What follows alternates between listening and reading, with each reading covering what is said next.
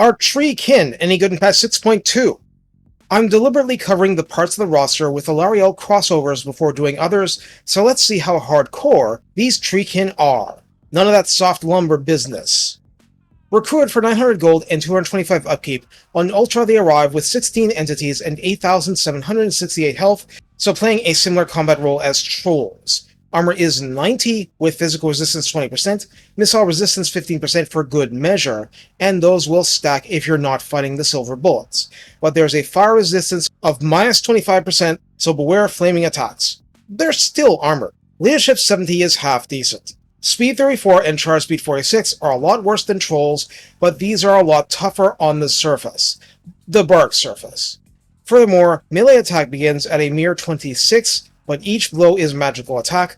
Thus, roster-wise, we must be particularly attentive to whatever raises melee attack further. Attack interval 4.4 is standard, splash target size medium, means silver helms on down, and max target splashed is limited to an ogre like 3.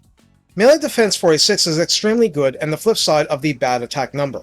Weapon strength 86 is split base 60 and armor piercing 26, so that too is not troll-like at all, but absolutely enough to chew up normal blobby troops unaided. Charge bonus is 12 and mass is 1500.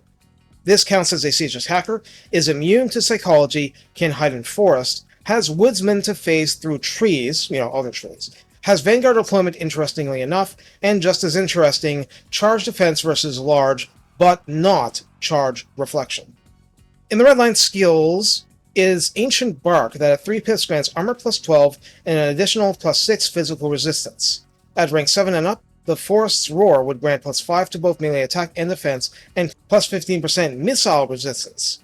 In the tech tree, we seem to have exactly the same text as for Dryads, offering improved casualty replenishment, the option of poison, reduced upkeep, and options for more missile resistance and stock. Point is, good stuff if you can get it. So how do we use the tree kit? What we have here is an interesting thing, a magical attack using blocker unit that is effective at blocking cavalry and so on too. In other words, it's not meant to be a damage dealer, it's meant to be a defensive option. Well, rather than blob around a defensive option, you should be spreading out wide away from it and using your killy elements, particularly all the ranged fire wood elves can offer, to punish the foes trying to wail away at hard bark. The point being, treekin can't be expected to dominate on their own in an acceptable amount of time, but will nonetheless do so faced with low-armored melee troops. Their mass will make them harder to knock around, even by single entities, and even their basic stock melee defense is really strong, and every boost is going to make them even harder to dislodge. The obvious best solution is to shoot them, especially with flaming weapons, but then the enemy isn't shooting at something else. So in terms of the army as a whole, it's all about what you're doing to kill off the foe while that's taking place. Also, to put it bluntly, unless it's Sisters of Avalorn firing in, friendly fire is not that deadly. On the other hand, maybe you are using them in Alarielle's roster, and it is Sisters firing in, and then that can be a problem.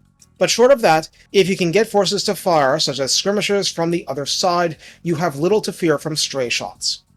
Well, Lore of Life has some simple ways of punishing blobs, so I wouldn't worry too much about that part. Just make sure you have your Lorican Express card. Don't leave the Grove without it.